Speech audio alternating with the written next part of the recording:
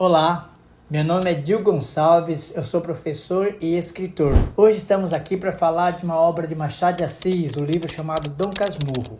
Esse livro trata da história de amor entre Bento, Santiago e Capitu. E dentro dessa história existe a possibilidade de uma traição. Por isso é um livro que trata de um triângulo amoroso entre Bentinho, Capitu e o amigo dele chamado Escobar. Por enquanto, vamos tomar uma aguinha para hidratar as palavras. Daqui a pouco eu convido você para assistir a nossa aula sobre o livro. Até lá! Vamos falar do livro Dom Casmurro de Machado de Assis. Esse livro foi publicado pela primeira vez em 1899, portanto há mais de 120 anos atrás, e trata de uma história de amor entre Bento, Santiago e Capitu. E trata também da possibilidade de traição entre a esposa dele e o amigo dele, Escobar. Gil, mas essa história foi vivida ou criada pelo Machado de Assis? Então, essa é a grande sacada do autor, né? Como ele escreve o livro em primeira pessoa, ou seja, ele é um narrador-personagem, a impressão que a gente tem é que é o próprio autor contando a sua própria história, mas não é isso. Gil, as pessoas sempre dizem que é difícil ler Machado de Assis. Você também acha isso? Claro que não, né? Machado de Assis, ele escreve de uma maneira tão simples que parece que ele está falando com você. Ele conversa assim como se ele estivesse olhando para você e conversando. Vê bem, esse livro começa assim, ó. Uma noite destas, vindo da cidade para o Engenho Novo, encontrei no trem da Central um rapaz aqui do bairro que eu conheço de vista e de chapéu. Sentou-se ao pé de mim, falou-me da lua e dos ministros e acabou recitando-me versos. Os versos pode ser que não fossem inteiramente maus. Acontece que, como eu estava cansado, cochilei 3 ou 4 vezes. Tanto bastou para que ele metesse os versos no bolso.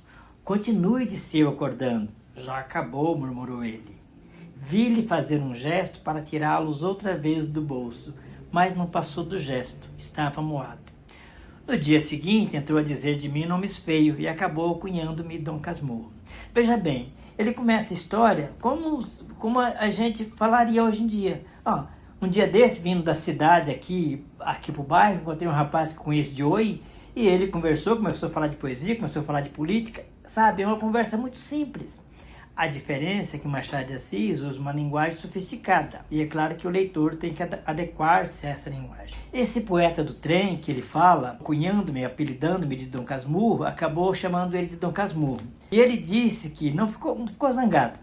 Ele contou aos amigos que ele foi apelidado de Dom Casmurro, e os vizinhos que não gostam do jeito dele, recluso e calado, deram um curso ao apelido que afinal pegou. Por quê? Porque ele começa a contar a história depois que ele está velho. E é uma pessoa extremamente solitária. Tem poucos amigos, sabe?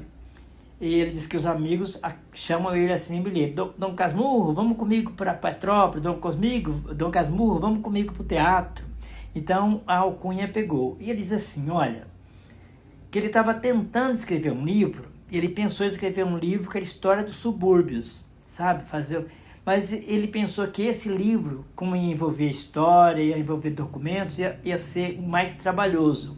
E que antes dele escrever esse livro de maior tomo, que ele ia escrever as próprias memórias, porque assim ele ia treinando a mão. E aí ele começa a escrever esse livro das próprias memórias dele. E ele diz, qual seria o título desse livro? E ele diz mais ainda, o meu poeta do trem, sendo o título seu, cuidará que a obra também é sua. Há livros que só têm isso seus autores, alguns nem tanto. Isso aí é uma crítica, né, a escritores que escrevem um título e fazem uma obra que não tem muita originalidade. Como a gente percebeu, ele fala que ele está vindo da cidade para um engenho novo. Essa história do engenho novo, ela tem um significado bastante importante no livro. Porque quando ele era criança e até a adolescência, ele morava numa rua chamada Mata Cavalo. E ele fala que depois de velho, né, agora, ele mandou reconstruir aquela casa no Engenho Novo. E ele disse que chamou o arquiteto e o pintor e mandou fazer tudo igual. E ele diz assim, que o meu fim evidente era atar as duas pontas da vida, restaurar na velhice a adolescência. E aí ele fala uma frase assim, super bonita, ele diz assim, pois Senhor, não consegui recompor nem o que foi, nem o que fui. Um homem consola-se mais ou menos das pessoas que perdem. Se me faltassem os outros, vá, né? Mas falto eu mesmo, e essa lacuna é tudo. Então veja bem, quando ele coloca isso, está tentando reconstruir a vida dele agora, numa casa que ele está tentando refazer a casa que ele tinha, mas nessa casa não vai ter mais o pai, não vai ter mais a mãe, não vai ter mais os amigos, os agregados. E essa falta das pessoas, ele diz que a gente mais ou menos consola delas, mas ele diz que ele mesmo se falta, ou seja, ele não se reconhece mais. Machado de Assis, ele trabalha assim, toda a história dele, ele faz bastante analogia. No começo, quando ele está falando, que ele está vindo e assim por diante, ele vai entrando na casa, ele vem do quintal, provavelmente ele estava na casa vizinha, né? Ele brincava com a amiga dele, ele vem correndo e entra no corredor. Quando ele está chegando na sala, ele ouve uma conversa. O José Dias, que era o agregado da família, está falando para Dona Glória, que é a mãe do Bentinho. Dona Glória, a senhora persiste na ideia de meter o nosso Bentinho no seminário? Eu quero pedir licença para ler e trazer para vocês aqui. E entrar na sala de visitas quando ouvia proferir o meu nome e escondi-me atrás da porta.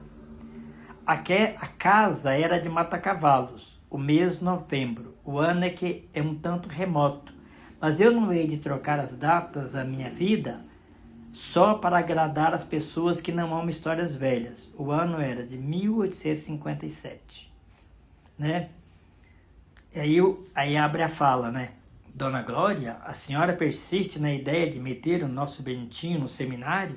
É mais que tempo, já agora pode haver uma dificuldade. Que dificuldade? Uma grande dificuldade. E qual que era a dificuldade que o José Dias dizia que ele tinha? Ele fala, a dificuldade está na casa ao pé. Dificuldade, ela fala gente do Pádua. Pádua era o vizinho dela, que tinha uma filha chamada Capitolina, que ele chamava de Capitu. E ele fala aqueles anos de segredinho, metido pelos cantos. Ele sai dali escondidinho e vai na casa da menina. Quando ele chega lá, ela está escrevendo, rabiscando alguma coisa no muro. Ela não quer que ele veja coisa e tal, mas no fim ela estava escrevendo o nome, Bento e Capitolina, que é o nome dos dois. Agora vai começar uma grande dificuldade. E qual foi essa dificuldade? Olha, a Dona Glória, lá no passado, ela teve um filho e o filho nasceu morto. Aí ela ficou grávida de novo e ela prometeu que se ela doaria esse filho para o seminário, ou seja, para o serviço de Deus. E o filho nasceu e cresceu. Então, como ela tinha feito a promessa, ela manteve a promessa a vida inteira. Qual era a dificuldade? Aí ele conta para Capitu, a mãe dele quer mandar ele para o seminário. A Capitu, ela era muito ardilhosa. Ela ficou pensando quais seriam as pessoas da família que ele podia contar. Quais eram as pessoas que viviam na casa da Dona Glória? A Dona Glória, que era a mãe do Bentinho, o Bentinho, que era o filho, um tio dele, que era o tio Cosme, tinha uma prima, que era a prima Justina, e o José Dias. Quem era o José Dias? José Dias é um personagem à parte, porque ele era agregado da família, não era nem parente. Esse José Dias, ele adorava os superlativos. Tudo que ele falava, um dever amargo, amaríssimo, está belo, belíssimo. Ele alargava as coisas, era um puxa-saco de mão cheia.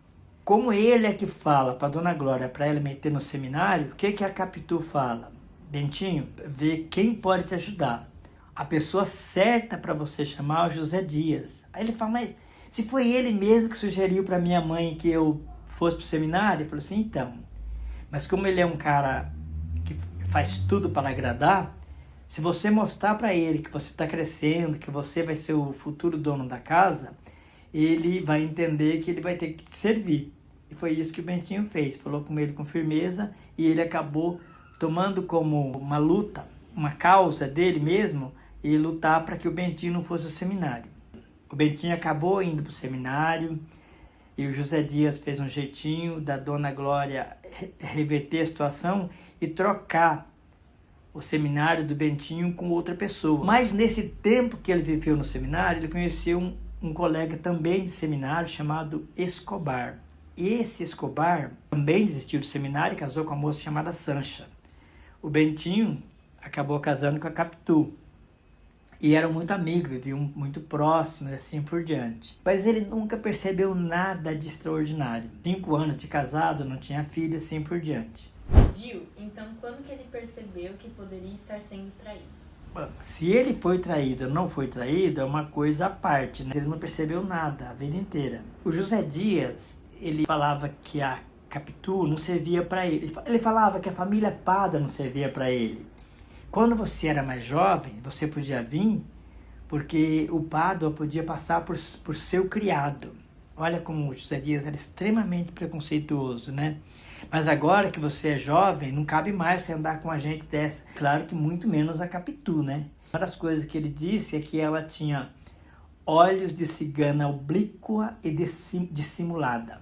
Que olha furtivamente e que sabe dissimular. E outra coisa que o Bentinho falava é que a Capitu tinha olhos de ressaca. Sabe aqueles olhos profundos que arrastam? O Bentinho, ele era um admirador incontestável do Escobar. Ele achava que o Escobar era tudo na vida. O Escobar montou um comércio, se deu muito bem, casou com a Sancha. O Bentinho montou um banco de advogado, virou advogado, também não saiu mal financeiramente. Mas o que aconteceu? O Escobar um dia foi tomar banho no mar. O mar estava de ressaca e o Bentinho foi tragado pelas ondas e morreu. O Escobar foi velado, né? E os amigos pediram para o Bentinho o seguinte: olha, Bentinho, como você é o melhor amigo do Escobar, faça um discurso para você falar na hora do enterro. Aí ele foi, escreveu o discurso. Chegando lá no velório, ele viu o seguinte: ele viu a mulher do Escobar olhando para o defunto com aquela paixão e aquele desespero da mulher que perde o homem amado. E do lado da mulher do Escobar estava quem? A Capitu, que era a mulher dele. E a Capitu também estava olhando para o defunto com o mesmo olhar de paixão. Ela olhou furtivamente para as pessoas e disfarçou. Naquela hora, caiu a ficha dele, que ele podia ter sido traído, que a mulher dele podia ser apaixonada pelo Escobar. Agora, o que acontece? Acreditou na possibilidade de ter sido traído. E como é que ele ia fazer um discurso? Machado de Assis faz uma comparação entre os clássicos e os modernos assim, ó. Príamo julga-se o mais infeliz dos homens por beijar a mão daquele que lhe matou o filho. Homero é que relata isso. É um bom autor, não obstante contá-lo em verso.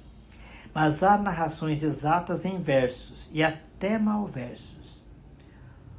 Compara tu a situação de Príamo à minha. Eu acabava de louvar as virtudes do homem que recebera defunto aqueles olhos. É impossível que algum Homero não tirasse da minha situação muito melhor efeito, ou quanto menos igual. Nem digas que nos faltam Homeros pelas causas apontadas em Camões. Não, senhor, falta-nos, é certo, mas é porque os Príamos procuram a sombra e o silêncio. Ou seja, não enfrenta as coisas cara a cara, né? As lágrimas, se as tenho, são enxugadas atrás da porta, para que as caras apareçam limpas e serenas. Os discursos são antes de alegria que de melancolia, e tudo passa como se Aquiles não matasse Heitor.